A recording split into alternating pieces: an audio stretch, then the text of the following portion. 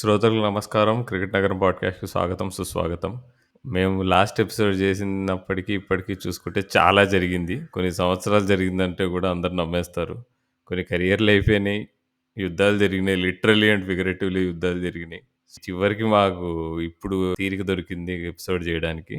దయచేసి మమ్మల్ని అర్థం చేసుకోండి. చాలా పనుల మధ్యలో అండ్ కొన్ని అవాంఛనీయ సంఘటనల వల్ల మేము ఎపిసోడ్‌లు చేసినా గాని రిలీజ్ చేయలేకపోయాము. అదో పెద్ద కథ అనమాట.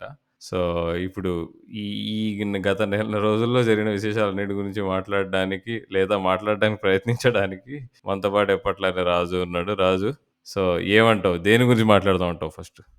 ప్రస్తుతం క్రికెట్‌లో ఉన్నటువంటి హాట్ టాపిక్ ఏంటంటే మరి విరాట్ కోహ్లీ రిటైర్మెంట్ గురించి, ఐ మీన్ టెస్ట్ క్రికెట్ నుంచి రిటైర్ అవ్వడం గురించి. అంటే దాని గురించి లైక్ లాస్ట్ వీక్‌లో ఇప్పుడు రోహిత్ శర్మ ఎప్పుడైతే అనౌన్స్‌మెంట్ చేశాడో కొన్ని రూమర్స్ వినపడినాయి. కానీ కోహ్లీ కంటిన్యూ అవుతాడు అనేటువంటి వాదనలు కూడా బలంగా వినపడినాయి. కానీ మరి ఈ సందర్భంలో just yesterday morning like Kohli మరి తను టెస్ట్ క్రికెట్ నుంచి గుడ్ బై చెప్తున్నట్టు మనకి తను ఇన్స్టాగ్రామ్ తన సోషల్ మీడియా హ్యాండిల్ ద్వారా తెలియజేశాడు.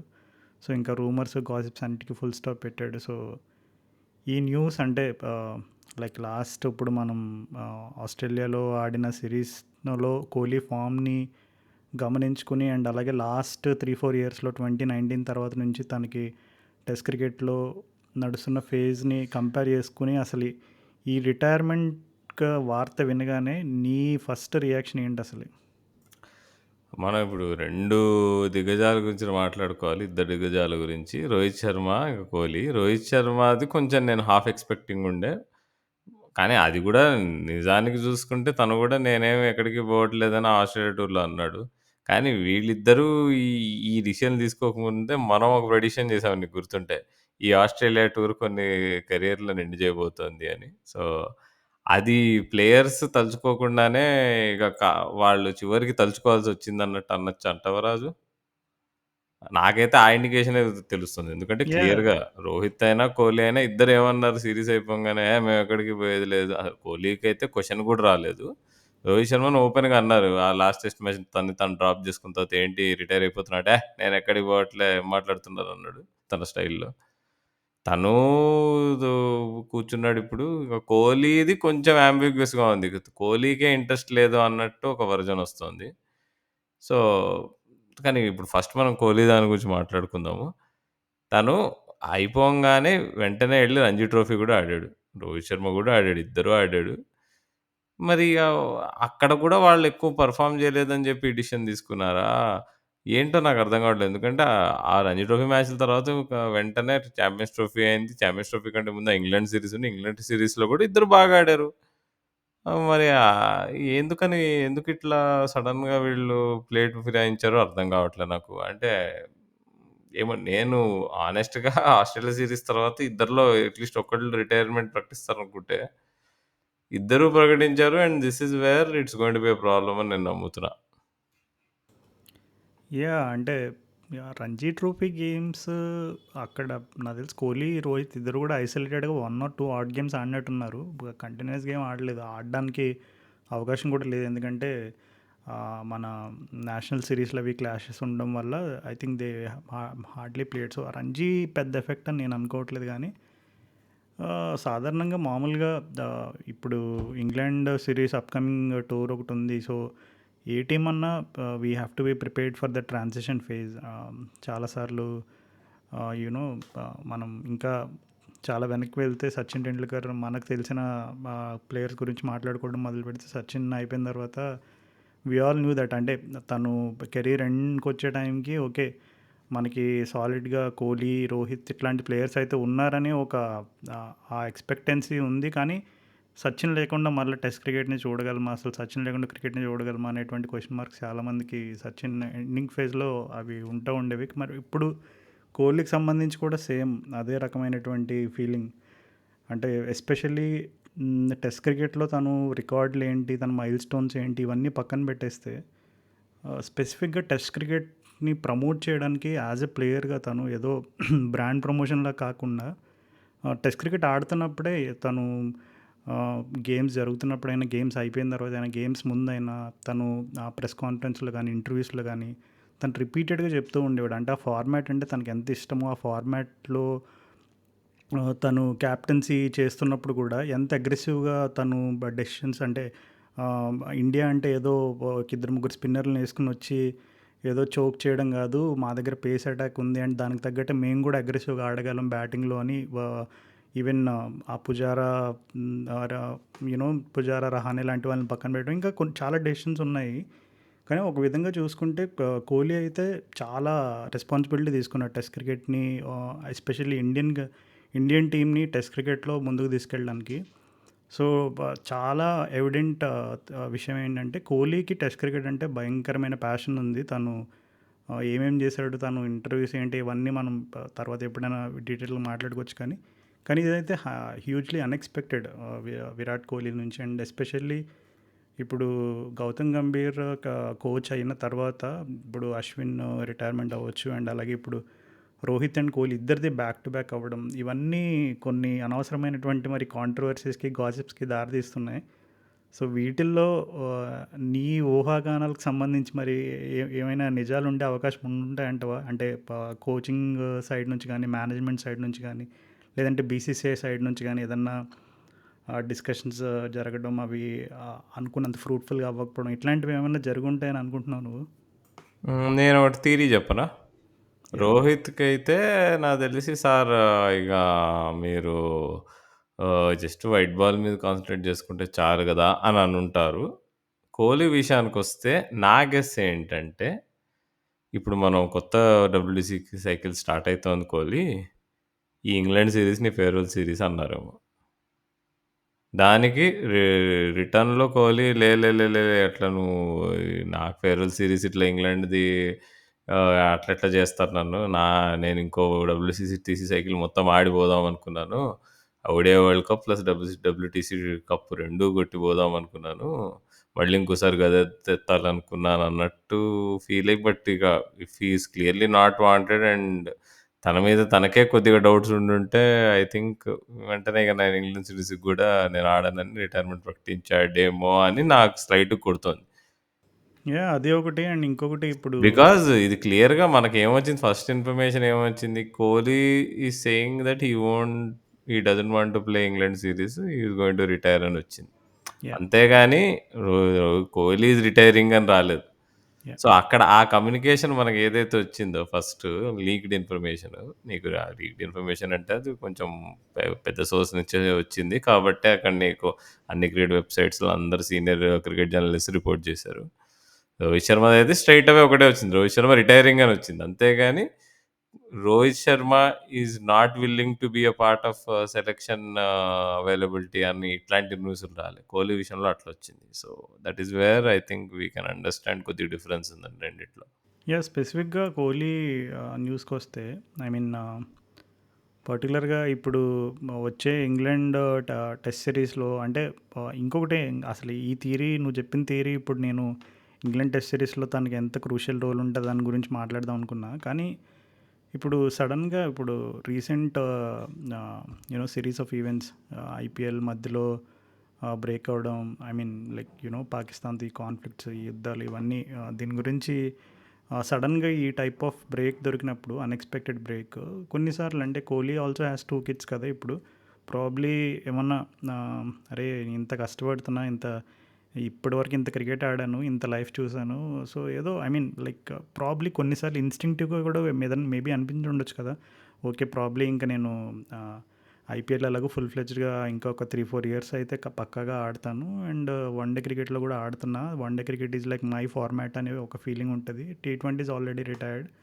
సో టెస్ట్ క్రికెట్ కూడా కొంచెం రిటైర్ అయితే ప్రాబ్లీ ఇంకా ఎక్కువ టైం దొరుకుతుంది ఫ్యామిలీతో స్పెండ్ చేయడానికి అనే ఒక, ఎందుకంటే దీస్ ఆర్ అన్సర్టైన్ టైమ్స్ కదా ఇప్పుడు. ఐపీఎల్ సడన్గా క్యాన్సిల్ అవ్వడం, ఆ మ్యాచ్ బ్లాక్అవుట్, అదే అక్కడ ఆ ధర్మశాలలో జరిగిన ఈవెంట్స్, ఇవన్నీ ప్రాబ్లీ ఇది కూడా ఏదన్నా ఒక కొంచెం ఎఫెక్ట్ అయి ఉంటుందని ఏమన్నా అనుకుంటున్నా.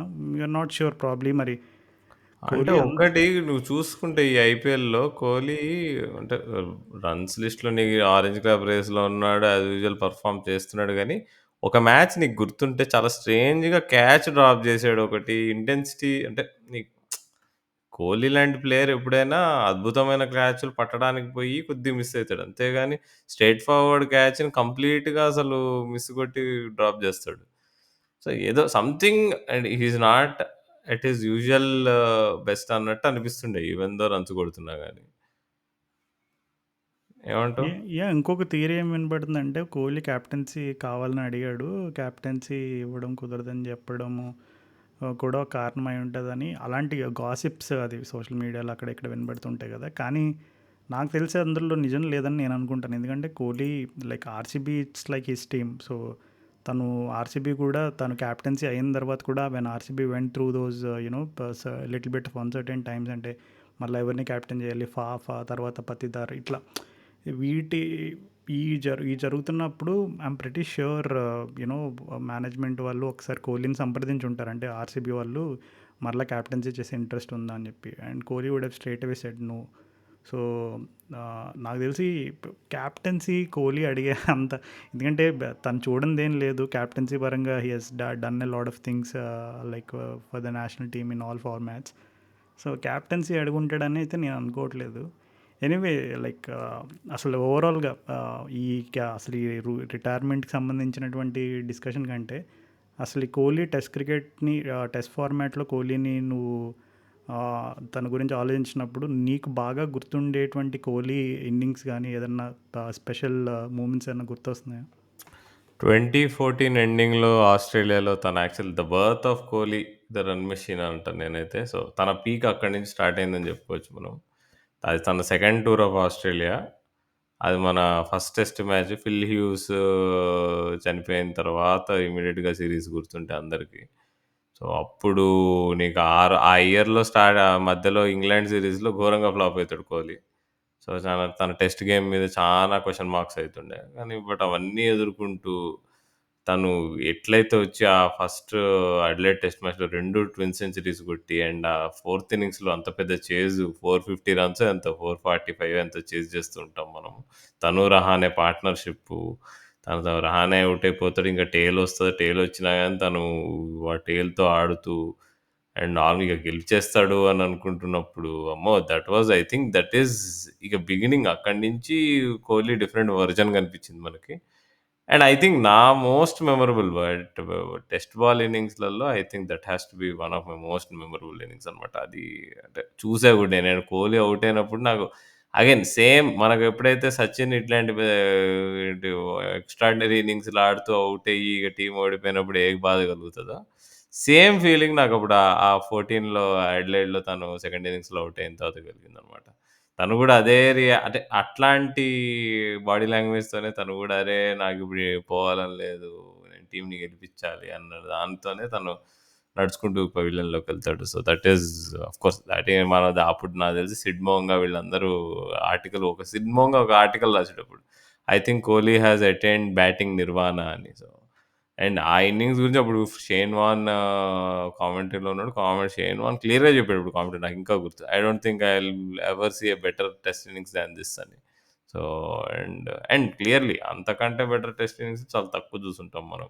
సరే బెన్ స్టోక్స్, కుశాల్ పరేరాలు ఇట్లాంటివి అన్నీ చూస్తాం గానీ, బట్ నీకు త్రూ ఔట్ ద మ్యాచ్ నీకు first innings, second innings complete dominate చేయడము నీకు it's not easy. And bowling attack గూడా జూసుకోవాలి నీకు. స్టార్క్ అప్పుడు మిచెల్ జాన్సన్ ఉన్నాడు. అప్పుడు కమిన్స్ లేడు గానీ, హేజల్‌వుడ్ ఉన్నాడు. హేజల్‌వుడ్ స్టార్టింగ్ తను. సో, ఆ సీరీస్ మొత్తం జూసుకుంటే తను, విజయ్ తప్పితే ఇక మిగతా టీమ్ అంతా అంత మంచిగా ఏమి ఆడదు. తను మొత్తం మోస్తాడు టీమ్‌ని ఆ 2014, 15 బార్డర్ గవాస్కర్ ట్రోఫీ. సో, నీకు అక్కడి నుంచి I think birth of Kohli. అవి గాకుండా ఏమన్నా హైలైట్స్ అంటే ఆఫ్‌కోర్స్ 18లో ఇంగ్లాండ్‌లో తను ఆడిన ఇన్నింగ్స్. ఆ! టూర్‌లో ఆ 5 రేస్ మ్యాచ్‌లలో 3 సెంచరీలు, 4 సెంచరీలు రాజు ఎన్ని కొడతాడు? ఇక 3 అనుకుంటున్నా.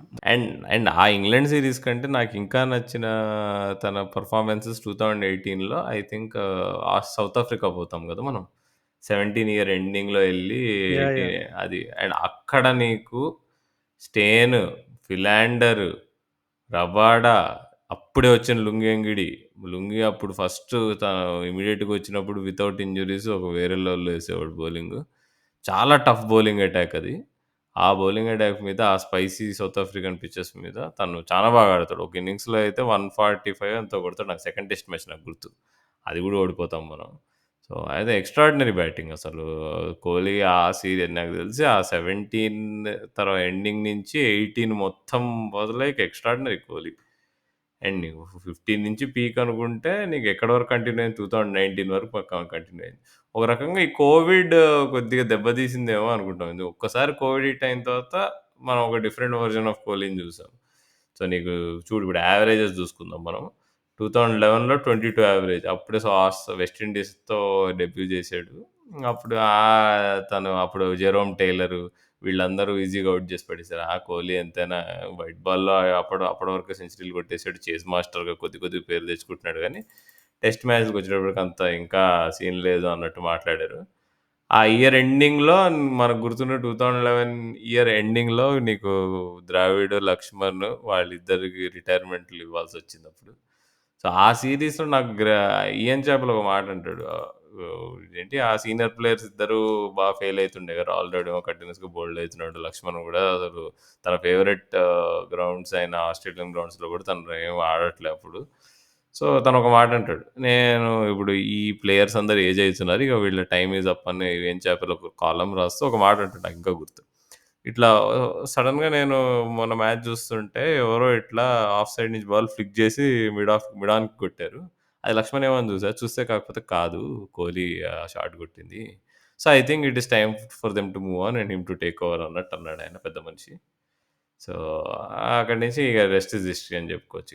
ఇక అక్కడ 2012 ఇయర్‌లో 49 యావరేజ్, 2013లో 56 యావరేజ్, 2014లో 44 యావరేజ్. ఇది మీకు మనం ఒకటి దృష్టిలో పెట్టుకోవాలి. 2014లో 10 మ్యాచ్‌లలో 44 యావరేజ్ అంటే ఏదో మరీ అంత పీక్ ఇయర్ కాదు కదా! మరి మనం ఆ ఆస్ట్రేలియా సీరీస్‌లో ఏం ఆడినట్టు అన్నట్టు అనుకుంటాం గానీ, ఆ ఇంగ్లాండ్ సీరీస్‌లో కంప్లీట్ సున్నాలుండి, నీకు చివరికి Australia series end of the ఇయర్‌లో నీకు మొత్తం కవర్ చేసావంటే యావరేజ్ మామూలు విషయం గాదు. 10 మ్యాచెస్ 847 రన్స్, 4 హండ్రెడ్స్, 2 ఫిఫ్టీస్ ఆ 2014 ఇయర్. అక్కడి నుంచి చూస్తే నీకు 2015లో కొంచెం యావరేజ్ డిప్ ఉంది 42. అదెందుకు అంటే 2015లో మనం హోమ్ సీరీస్‌లో సౌత్ ఆఫ్రికాతో ఫుల్ స్పిన్నింగ్ ట్రాకులు చేస్తాం, అది చేస్తాము. సో, అందుకని కొద్దిగా డిప్ కనిపించింది. బట్ 16, 17 రెండిట్లో 75 యావరేజ్ 2016, 2017లో. 2018లో 55 యావరేజ్. అది మళ్ళీ again not easy conditions. England, south Africa రెండిట్లో ఆడారప్పుడు. దెన్ 2019 వచ్చేసి 68. సో, తర్వాత ఇక్కడి నుంచి ఒక డిఫరెన్స్ ట్రెండ్ కనిపించింది. 2020లో 19 యావరేజ్. 3 మ్యాచెసే ఆడారప్పుడు కోవిడ్ ఇయర్ కాబట్టి. ఆ 3 మ్యాచెస్‌లో 19.33 యావరేజ్ ఉండే. 2021లో 28.21 ఉండే యావరేజ్. 2022లో 26.5 ఉండే యావరేజ్. దెన్ ఇక కోహ్లీ ఈస్ ఫినిష్డ్ అన్నట్టు అనుకున్నారు గానీ, ఐ థింక్ అక్కడ మళ్ళీ తన ప తన పట్టుదల అది మనం చూసాం. 2023లో 55 యావరేజ్ ఉండే. సో, కొంచెం దాన్ని ఒక మినీ కమ్‌బ్యాక్ లాగా అనొచ్చు మనం అప్పుడు. సో, అదే టైంలో నీకు పుజారా వీళ్ళందరూ ఫేడ్ ఔట్ అయిపోతుంటే, కోహ్లీ లేదు నేను పుజారా, రహానే ఇద్దరిని తీసేసారు అప్పుడు టీమ్‌లో 2020లో. బట్ కోహ్లీ ఇంకా తన నంబర్స్ వల్ల తనున్నాడు. బట్ మళ్ళీ 2024లో 10 టెస్ట్ మ్యాచ్‌లు ఆడాము. 24 ½ యావరేజ్. మళ్ళీ 2025లో ఒకే మ్యాచ్ ఆడినా. ఇక ఆ మ్యాచ్‌లో కూడా పెద్దగా ఆడలేదు. సో, ఐ థింక్ ఇంకోసారి నేను మళ్ళీ నేను ట్యూన్ చేసుకోవడం నా వల్ల కాదన్నట్టు అనిపించినట్టుంది. మనం ఆస్ట్రేలియా టూర్‌లో చూస్తే కూడా చాలా ట్వీక్స్ చేస్తుండే నువ్వు. సీరీస్ మొత్తం ఒకలాగా ఆడట్లే కోహ్లీ. చాలా ట్రై చేసాడు. నేను ఇట్లా ఫోర్త్ స్టంప్, ఫిఫ్త్ స్టంప్ మీద ఔట్ అయితున్నా అని చెప్పి గార్డ్ చేంజ్ చేసుకున్నాడు. నీకు ట్రిగ్గర్ మూవ్‌మెంట్ చేంజ్ చేసాడు. చాలా చేసాడు. అంటే it was not like he was not trying his best అని కాదు. ఏదో మొండిగా ఏదో నేను ఆడితే అయిపోతది అన్నట్టు కూడా లేదు. I think he gave it his all Australian సీరీస్‌లో and all credit to Australia again. Australia the team that ends careers. అది మామూలు లెగసీ కాదు.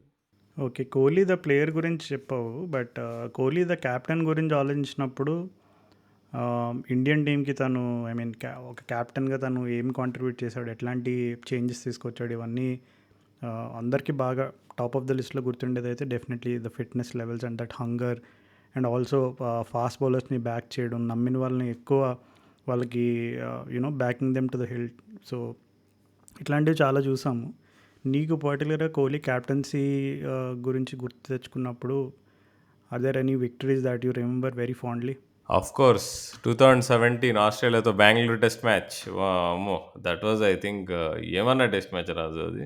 లాస్ట్ ఇన్నింగ్స్ అప్పుడు ఆస్ట్రేలియా వాళ్ళు నాకు తెలిసి ఒక సబ్‌పార్ టోటల్ అది ఎక్కువ లేకపోయినా పిచ్ కండిషన్స్ అంత ఈజీగా లేవు బ్యాటింగ్‌కి. That was one of the greatest test matches అసలు నేను ఇండియాలో చూసినవి.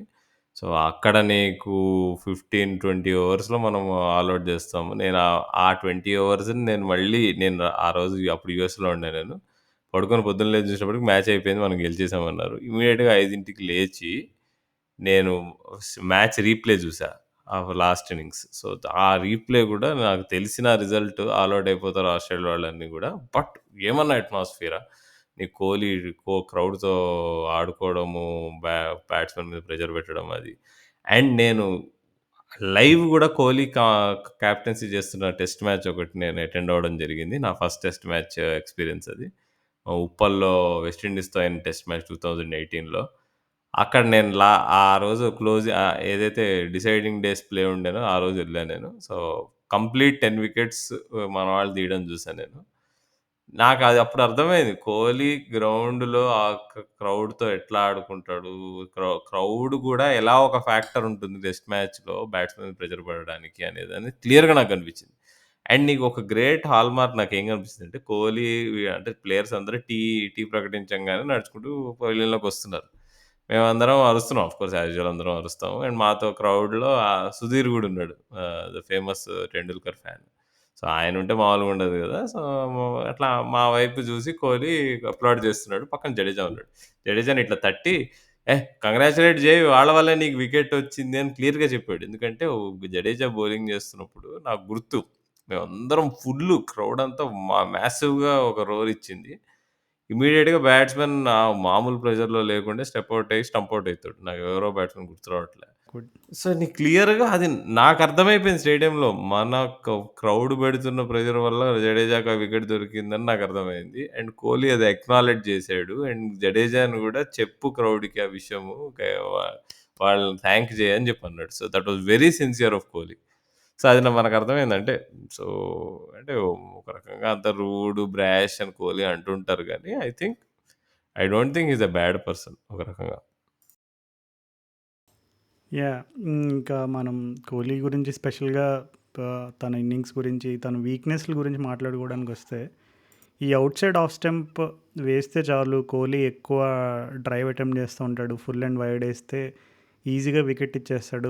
ఈ రకమైనటువంటి పెర్సెప్షన్ అనేది I mean right from the start ఎప్పుడైతే ఐ మీన్ ఫాస్ట్ బౌలర్స్ ఆ వీక్‌నెస్‌ని ఎక్స్‌పోజ్ చేశారో, అది తన కెరియర్‌లో ఎప్పటికప్పుడు అది వెంటాడుతూ ఉంది. ఎస్పెషల్లీ జేమ్స్ ఆండర్సన్‌తో తనకి జరిగిన తను ఇంగ్లాండ్ టూర్‌లో తను జేమ్స్ ఆండర్సన్‌కి ఎట్లయితే స్టార్టింగ్‌లో వికెట్లు ఇవ్వడం జరిగిందో, తర్వాత ఆ వీక్‌నెస్‌ని ఓవర్‌కమ్ చేయడం.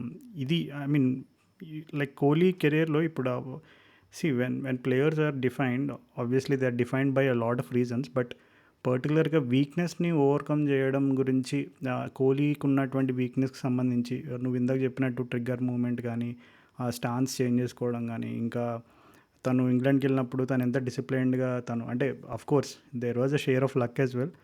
కానీ ఈ పర్టికులర్‌గా వీక్‌నెస్ రిలేటెడ్‌గా ఔట్ సైడ్ ఆఫ్ స్టంప్ గురించి ఇది కోహ్లీ కెరియర్‌లో ఈ particular out side off stump weakness దాన్ని ఎలా పరిగణించొచ్చంటే ఒకటి పర్టికులర్‌గా టెస్ట్ క్రికెట్‌లో. ఎందుకంటే టెస్ట్ క్రికెట్‌లో you will have a lot of time to experiment. You can hit the same line and length over after over and చాలామంది పేసర్స్ తనని ఇబ్బంది పెట్టినట్టు కూడా మనం గమనించాం. Especially even after 2019 as well. So దీన్ని ఎట్లా చూడొచ్చు? I think outside of stump అనే ఇది ఉంది గదా! ఈ వీక్‌నెస్ అది యాక్చువల్‌గా కోహ్లీకి మనం వీక్‌నెస్ అంటాం గానీ, ఇది అట్లనే కోహ్లీ ఆడతాడు. నువ్వు గమనిస్తే కోహ్లీ ఎప్పుడైనా కొద్దిగా ఔట్ సైడ్ ఆఫ్ స్టంప్ ఏదొచ్చినా గానీ బాల్‌ని ఇట్లా ట్యాప్ జేసి ఇలా ఆడి అది కొంచెం ఫుల్ ఉంటే 4 కొట్టడానికి జూస్తాడు. లేదంటే ఇట్లా కొంచెం ముందుకు ఆడి అక్కడ సింగిల్ తీస్తాడు. So, that is Kohli's game. అదంతా నీకు ఈ ఏజ్ 32 వరకు ప్రాబ్లమ్ గాలేదు. ఎందుకు అంటే అప్పుడు హ్యాండ్ ఐ కోఆర్డినేషన్ సూపర్‌గా ఉంటది కాబట్టి. ఎప్పుడైతే హ్యాండ్ ఐ కోఆర్డినేషన్ తగ్గిందో, నీకు అక్కడి నుంచి కష్టమైపోతా ఉంటది ప్లేయర్స్‌కి. ఇప్పుడు కోహ్లీ కెరియర్‌ని నీకు ఒక మిర్రర్ ఇమేజ్ నీకు గావాలి అంటే Ricky Ponting. Ricky Ponting and Kohli are very similar characters నువ్వు చూసుకుంటే. ఇద్దరు బాగా అంటే అగ్రెసివ్‌గా ఉంటారు ఫీల్డ్‌లో. చాలా ఇంటెన్స్ అగ్రెసివ్‌గా అంటే ఇంటెన్స్ క్యారెక్టర్స్. అసలు they never gave N inch to the opposition. అట్లా ఆడేవాళ్ళు వాళ్ళు బ్యాటింగ్ చేస్తుంటే కూడా. సో, వాళ్ళు ఏమన్నా దెబ్బ తగిలినా గానీ, లేదు నేను ఐ డోంట్ వీక్‌నెస్ చూపించొద్దు అన్నట్టు ఉండేవాడు పాంటింగ్ కూడా. Exact same. ఒక 5, 6 ఇయర్స్ పాంటింగ్ పీక్‌లో ఆడాడు నీకు చూసుకుంటే. 2002, 3 నుంచి 2008 వరకు Ponting was at his peak. ఒక్కసారి ఆ పీరియడ్ అయిపోయింది. తను 32, 33 అయ్యాడు.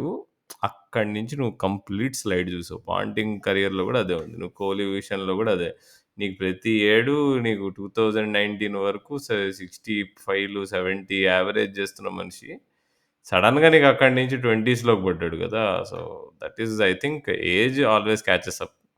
సో, అది ఐ థింక్ నీకు బట్ నేను నిజంగా ఆశిస్తుండే Raju because of his fitness and will power. Sachin కెరియర్‌లో ఎండ్‌లో ఇంకో పీక్ వచ్చింది కదా! సో, అట్లా 2008-2011లో సచిన్‌కొచ్చిన పీక్ లాగా ఇంకో పీక్ ఉంటుందేమో అన్నట్టు అనుకున్నా నేను. But yeah! Not to be. అంటే టెస్ట్ క్రికెట్‌లో లేకపోయినా ఐ థింక్ వన్ డే క్రికెట్‌లో I think still there's time. Hopefully అది అది దానికి ఇంకా ఛాన్స్ ఉందని అనుకుంటున్నా. ఓకే. మనం ఇంకా డీటెయిల్డ్‌గా probably towards end of Kohli's career మనం ఇంకా డీటెయిల్‌గా మాట్లాడొచ్చు. లేదంటే స్పెషల్ ఎపిసోడ్ అయినా ప్లాన్ చేయొచ్చు. కానీ మూవింగ్ ఆన్, మరి రోహిత్ శర్మ కూడా రిటైర్మెంట్ ఇచ్చాడు టెస్ట్ క్రికెట్ నుంచి. రోహిత్ శర్మ నువ్వు ఇందాక చెప్పినట్టు this is more or less expected అని చెప్పొచ్చు. కానీ రోహిత్ శర్మ కెరీర్ చూసుకుంటే it was just not like ఇప్పుడు కోహ్లీ ఎట్లయితే తను యూనో సచిన్ ఎండ్లో తను రావడం ఓడిఐస్లో కానీ టెస్ట్లో కానీ ఓకే సచిన్ స్పాట్ తర్వాత కోహ్లీ తీసుకుంటున్నాడు అనేది ఒక ఆబ్వియస్గా అది మనకి ఆ టైం నుంచే ఇండికేషన్స్ ఉన్నాయి. కానీ రోహిత్ శర్మ కెరీర్ గమనించుకుంటే it had a lot of twist and turns like starting from how he emerged in to the scene and then ఇతను టెస్ట్ క్రికెట్కి సరిపోడు, only ODIs, T20s, white ball వరకే ఈ రకమైనటువంటి వాదనల నుండి తను మరలా ప్రూవ్ చేసుకోవడం ఇవన్నీ it's like Rohit Sharma's journey is slightly interesting when you compare it with Kohli. So Rohit Sharma పర్టికులర్గా తన టెస్ట్ క్రికెట్ గురించి ఏం చెప్తావు? ఐ థింక్ కొద్దిగా అన్‌లక్కీ రోహిత్ శర్మ. యాక్చువల్‌గా తను కెరియర్ స్టార్ట్ అయ్యింది 2013లో అయినా 2010లోనే తను డెబ్యూ చేసి ఉండాల్సింది. కానీ ఆ టెస్ట్ మ్యాచ్ అప్పుడు పొద్దున్నే ఫుట్‌బాల్ ఆడుతూ ఇంజ్యూరీ చేసుకుంటాడు రోహిత్ శర్మ. సో, తను బదులు అప్పుడు సాహా అనుకుంటా రేపు డెబ్యూ చేయాల్సొస్తది అప్పటికప్పుడు. సో, అది పక్కన పెడితే I think Rohit Sharma stats చూసుకుంటే 67 మ్యాచెస్‌లో 40 యావరేజ్‌తో ఎండ్ అయ్యాడంటే తనకున్నంత potential. So, I think definitely wasted opportunity అని ఎందరో అంటారు. చాలామంది అంటారు. దానికి కారణాలు I don't know. I think ఆ టైంలో తనకి లోవర్ మిడిల్ ఆర్డర్‌లో ఇచ్చాడు. నంబర్ 6 బ్యాటింగ్‌కి వచ్చేవాడు నీకు వచ్చినా గాని టెస్ట్ మ్యాచెస్‌లో ఛాన్స్. కానీ తనెప్పుడూ ల్యాండ్ మార్క్ ఇన్నింగ్స్‌లు గాని అవి ఏమి ఆడలేదు. ఎప్పుడైనా బ్యాట్స్‌మెన్ నంబర్ 6 ఆడుతుంటే నీకు ఎక్కువ ఛాన్స్ దొరకదు. నీకు ఒక ఒక ఒక సూపర్బ్ ఇన్నింగ్స్ ఆడి ప్రూవ్ చేసుకోవడానికి. నీకు తన దురదృష్టం ఏంటంటే 2013లో తను డెబ్యూ చేసిన 15లో 4 టెస్ట్ మ్యాచ్‌లు సౌత్ ఆఫ్రికాతో అసలు బ్యాట్ ముట్టడానికే లేకుండే ఫుల్ స్పిన్ పిచెస్ పైన. తను అక్కడ ఫెయిల్ అయ్యాడు. కానీ మెయిన్ నాకు రోహిత్ శర్మతో డిసప్పాయింట్‌మెంట్ ఏంటంటే ఆస్ట్రేలియన్ వికెట్స్ మీద తను చాలా బాగా ఆడగలడు. తనకు ఆ గేమ్ ఉంది. 2014, 15 బార్డర్ గవాస్కర్ ట్రోఫీ తనక్కడ ఆడాడు. 2018లో బార్డర్ గవాస్కర్ ట్రోఫీ అక్కడ ఆడాడు. కానీ తను I don't think he did his best. So, అక్కడ బట్ నీకు ఆస్ట్రేలియాలో ఆడకపోయినా తన బెస్ట్ ఐ థింక్ 2021లో ఇంగ్లాండ్ సీరీస్‌లో I think he did his best. I think చాలా బాగా ఆడాడు అప్పుడు ఓపెనర్‌గా. Not easy conditions. I think 2021లో కొంచెం కష్టమే ఉండే కూడా బ్యాటింగ్. బట్ అయినా చాలా బాగా ఆడాడు. So, I think as an opener I think ఇప్పుడు సెహ్వాగ్, గవాస్కర్ తర్వాత ఐ థింక్ రోహిత్ శర్మ అనొచ్చా? ఇండియన్ ఓపెనర్స్ లిస్ట్‌లో. ఇంకెవరైనా మనం మిస్ అయితున్నామా? గౌతమ్ గంభీర్. సో, గౌతమ్ గంభీర్ కంటే పైన పెడతావా రోహిత్ శర్మని? కింద పెడతావా? యాహ్! ప్రాబబ్లీ నాకు తెలిసి టెస్ట్ క్రికెట్‌లో అయితే I will probably put Gambhir and then Rohit. So yeah! Yeah! ఎందుకంటే గంభీర్ కూడా I mean he also had his weaknesses like especially outside of stump career ఎండింగ్‌లో సేమ్ ఇప్పుడు కోహ్లీ గురించి ఎట్లా మాట్లాడుకున్నా అలా ఉండే. కాకపోతే was a very tough guy Gambhir. ఇప్పుడు రోహిత్ శర్మతో మనకి ఒక ఫ్యాక్టర్ ఏంటంటే when we plays he shots and when he looks in form it's like gold. ఇంకా మనం వర్ణించడానికి మాటలు కూడా ఉండవు. కానీ like Gambhir I think he had to grind through a lot of tough situations and also it was not easy because Gambhir ఆడుతున్నప్పుడు అక్కడ middle ఆర్డర్లో చాలామంది దిగ్గజాలు ఉన్నారు. సో అట్లాంటి వాళ్ళతోటి వాళ్ళతో సమానంగా పర్ఫామ్ చేయడం and especially with the partnership that he had with Virender Sehwag, it was phenomenal. So yeah, రోహిత్తో ఏంటంటే నువ్వు చెప్పినట్టుగా తను కెరియర్ తను స్టార్టింగ్లో మిడిల్ ఆర్డర్లో, లోయర్ మిడిల్ ఆర్డర్లో, మరలా తర్వాత టాప్లోకి రావడం, ఇవన్నీ it had its own up and downs. But ఓవరాల్గా అయితే I would rate Gambhir above Rohit. అంటే ఒక రకంగా కోహ్లీ లేకపోయింటే తను రోహిత్ శర్మకి పక్కా నంబర్ 4లో ఛాన్స్ దొరికేదంటావా ఈ టైంలో? Or number 5 at least. ఎందుకంటే సచిన్ ఉన్నన్నాళ్ళు కోహ్లీ నంబర్ 5 ఆడేవాడు. యా, మేబీ ఇంకా అలా మనం ఇఫ్స్ అండ్ బట్స్ మాట్లాడుకుంటే చాలానే ఉంటాయి. బట్ అసలు రోహిత్ శర్మ లైక్ తను పర్టికులర్గా ఈ వరల్డ్ టెస్ట్ ఛాంపియన్షిప్ ఎప్పటి నుంచి అయితే స్టార్ట్ అయిందో, తను క్యాప్టెన్సీ తీసుకున్న తర్వాత నుంచి లైక్ పర్టికులర్గా ఒక క్యాప్టెన్గా తను డూ యూ థింక్ కోహ్లీస్ క్యాప్టెన్సీని రోహిత్స్ క్యాప్టెన్సీని కంపేర్ చేస్తే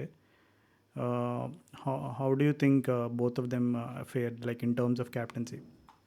మనం రిజల్ట్స్ చూసుకుంటే 2 కెప్టెన్సీస్ మధ్యలో కోహ్లీకి పర్ఫెక్ట్ రికార్డ్ లేదు. చూస్తే సౌత్ ఆఫ్రికాలో సిరీస్ గెలవలేకపోయాడు కోహ్లీ. రోహిత్ శర్మ కూడా చూసుకుంటే ఆస్ట్రేలియాలో ఒక సిరీస్ తను కెప్టెన్ కాదు అఫీషియల్గా. యాక్చువల్గా అప్పుడు ఆ కోహ్లీ కెప్టెన్ ఉండాల్సింది, కానీ కోహ్లీ వెళ్ళిపోవాల్సి వచ్చింది. రోహిత్ శర్మ ఎండింగ్లో వస్తాడు, రహానే కెప్టెన్సీ చేస్తాడు, ఫేమస్ గ్యాబా సిరీస్. కానీ మొన్న ఆస్ట్రేలియా సిరీస్ మామూలుగా ఓడిపోలేదు మనం. ఇంగ్లాండ్‌లో 2021లో సిరీస్ మనం డ్రా చేస్తాము. అప్పుడు ఇంకా కోహ్లీయే కెప్టెన్. అంటే అప్పుడు యాక్చువల్లీ కోహ్లీ కెప్టెన్. తర్వాత నెక్స్ట్ ఇయర్ వచ్చి ఇంకో మ్యాచ్ ఆడాము అప్పుడు. అదొక వెరైటీ సిరీస్. ఆ ఎండ్ ఆఫ్ ద సిరీస్‌కి కెప్టెన్సీ మారిపోయిందప్పుడు. బట్ అంటే ఇద్దరు different styles of captaincy. I don't think ఒకళ్ళు ఎక్కువ, తక్కువ అని అనలేము.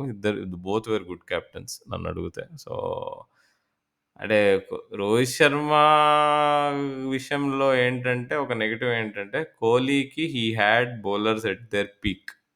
నువ్వు చూసుకుంటే షమి, ఇషాంత్ శర్మ, ఉమేష్ యాదవ్, వీళ్ళు ఇంకా భూవీ కూడా ఉండే. వీళ్ళు నలుగురు బౌలర్స్ 2017-18 టైంలో they were at their peak. Umesh Yadav పీక్లో ఉన్నాడు, ఇషాంత్ శర్మ ఈ పీక్లో ఉన్నాడు.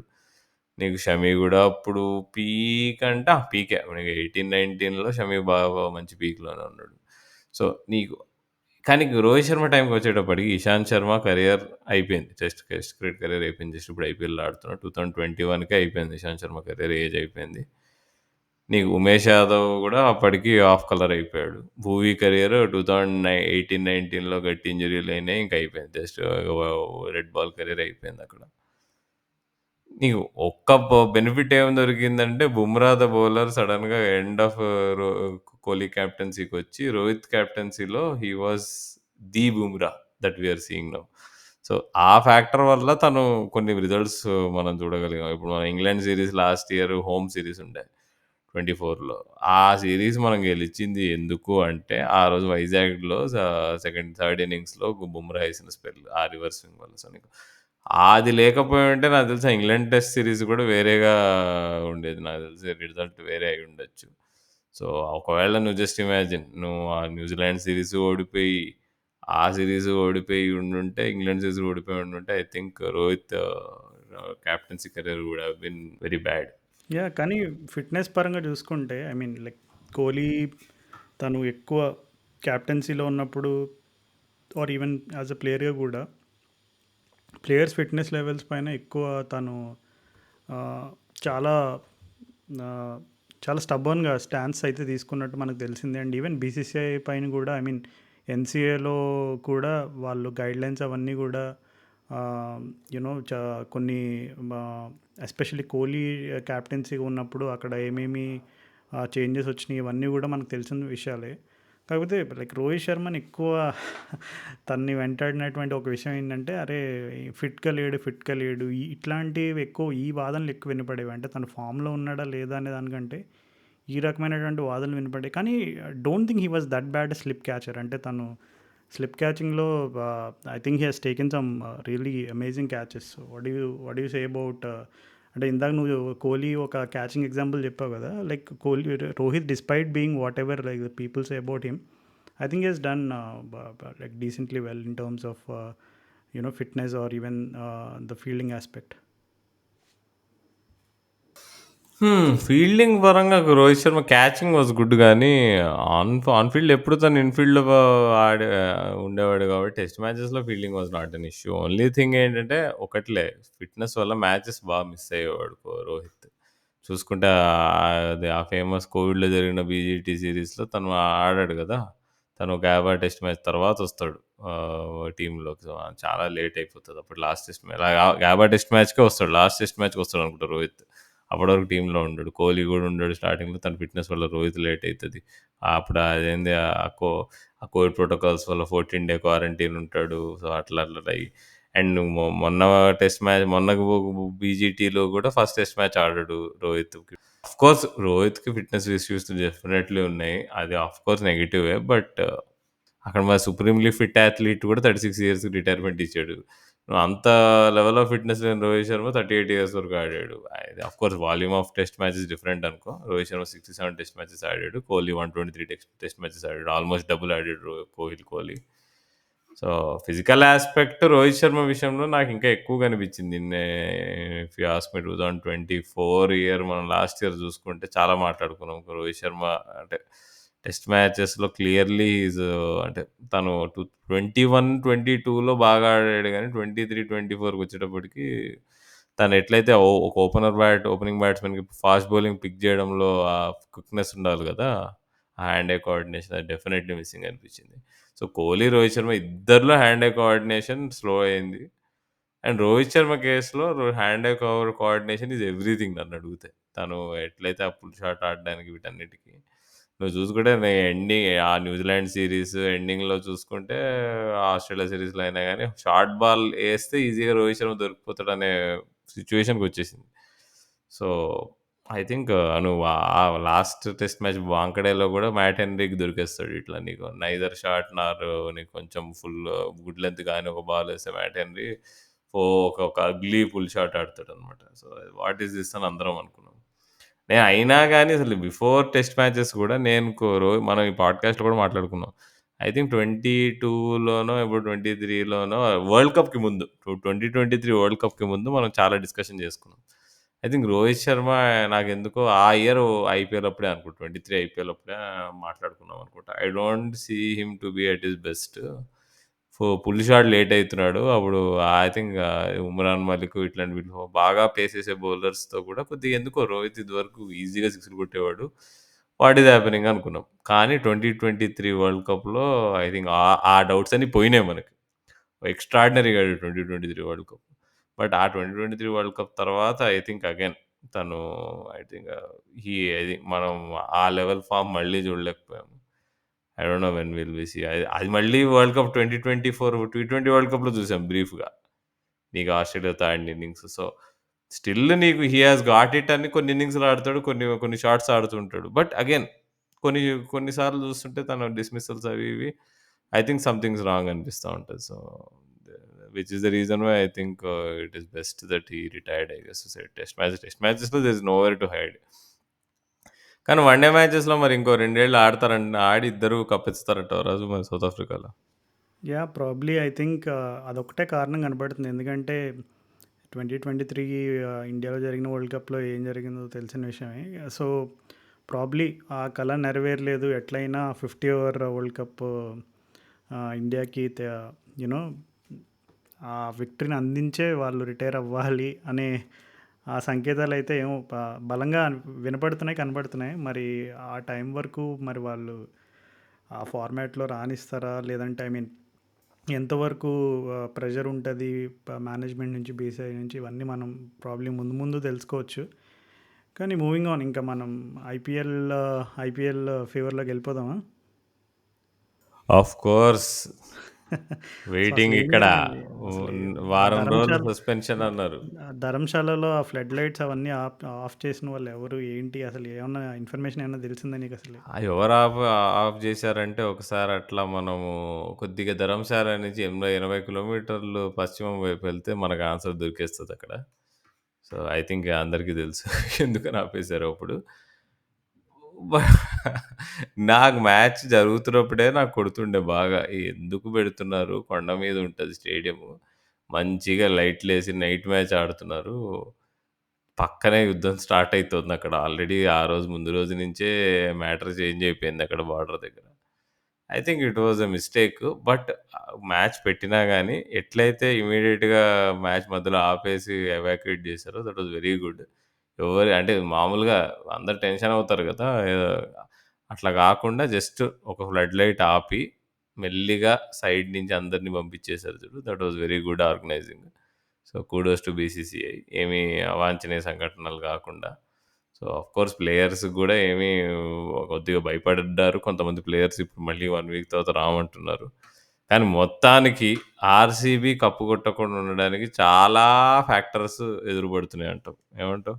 18థ్ సీజన్ ఇది. అండ్ 18 నంబర్‌తో చాలా మందికున్నటువంటి ఇండియన్ క్రికెట్‌లో అనుబంధం అనేది అందరికీ తెలిసిన సంగతే. అండ్ ఈసారి అన్నీ ఆర్‌సీబీకి అనుకూలంగా నడుస్తున్నాయి అని అనుకున్న టైంలో ఇది జరగడం అనేది నిజంగా మరి స్పెసిఫిక్‌గా ఆర్‌సీబీ ఫ్యాన్స్‌కి చాలా ఆహ్, చేదు అనుభవంగానే చెప్పుకోవాలి. ఎందుకంటే జనరల్‌గా when you have that momentum even మనకి 2021లో అనుకుంటా కదా!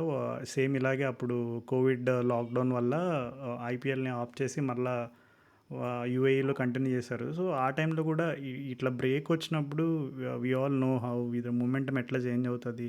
కొన్ని టీమ్స్ మరలా ఇప్పుడు అంతకుముందు ఉన్న మొమెంటమ్‌ని కంటిన్యూ చేయడం కష్టమవుతది. కొన్ని teams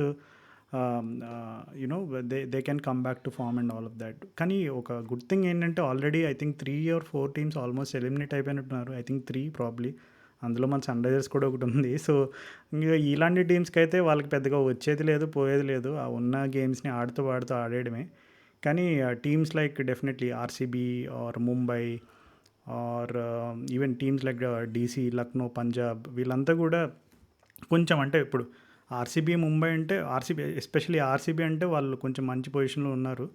and even Punjab also I think కొంచెం డీసెంట్ పొజిషన్‌లో ఉన్నట్టున్నారు. సో, వీళ్ళు ఆల్మోస్ట్ ప్లే ఆఫ్స్‌కి కన్ఫర్మ్ అయినట్టు. ఎస్పెషల్లీ డీసీ అండ్ ఎల్ఎస్జీ వాళ్ళైతే కొంచెం నాకు తెలిసి వాళ్ళకి పర్టికులర్‌గా కొంచెం టెన్షన్‌గానే ఉంటది. ఎందుకంటే they are like there and there about. So, వాళ్ళిద్దరిలో ఖచ్చితంగా ఇద్దరు మిస్ అయ్యే ఛాన్స్ ఉంది. ఇద్దరిలో ఒకళ్ళు మిస్ అయ్యే ఛాన్స్ కూడా ఉంది. సో, అసలు మనం ఆల్రెడీ ఐపీఎల్ రిలేటెడ్‌గా మిడ్ సీజన్ ఒకటి ఎపిసోడ్ చేసాము. అన్‌ఫార్చునేట్‌లీ అది రిలీజ్ అవ్వలేదు. సో, అసలు ఈ సీజన్ మొత్తం దాని మీద డ్రోన్ స్ట్రైక్ అయింది.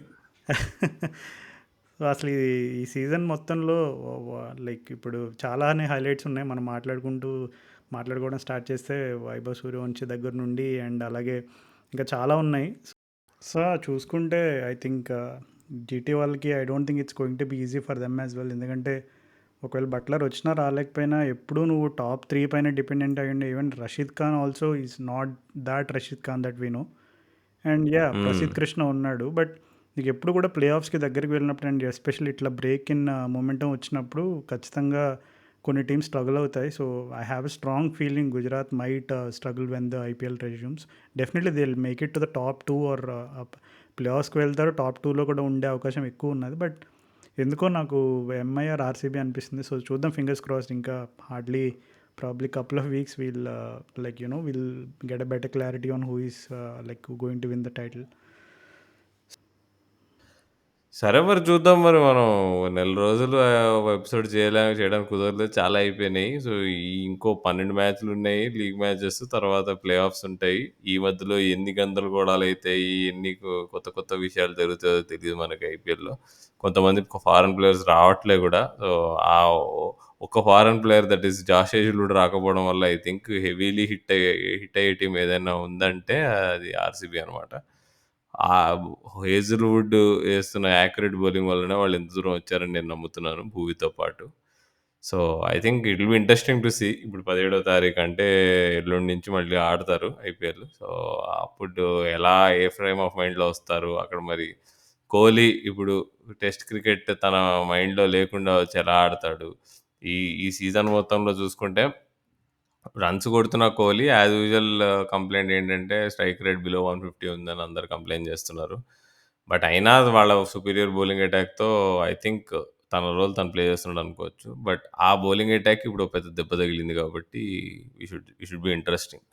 So all in all excited IPL ఏమైతదా అని చెప్పి. సో ఈ 3 టీమ్స్ అయితే సూపర్‌గా ఆడుతున్నాయి. ముంబై, గు గుజరాత్ అండ్ ఆర్‌సీబీ. ఈ 3 టీమ్స్‌లోనే పక్కా విన్నర్ ఉంటాడు. And my pick was RCB before suspension, before Hazlewood pulling out. But ఇప్పుడు ఏమైతదో ఐ థింక్ ఫ్రెష్ స్టార్ట్‌గా లాగా ఉంటదనుకుంటున్నా ఈ ముగ్గురు మధ్యలోనే. ఈ మిగతా టీములు కిందున్నవన్నీ పంజాబ్ ఒక్కళ్ళకి కొంచెం ఔట్ సైడ్ ఛాన్స్ ఉంది. బట్ మిగతా వాళ్ళందరికీ ఎవరు I don't think so. So top 4 నాకు తెలిసి ముంబై, గుజరాత్, పంజాబ్ అండ్ ఆర్‌సీబీ ఈ నలుగురే ఫినిష్ అయితారు. మళ్ళీ కింద నుంచి పైకి వచ్చే ఛాన్స్ ఎవరికీ లేదు. ఏమంటావు?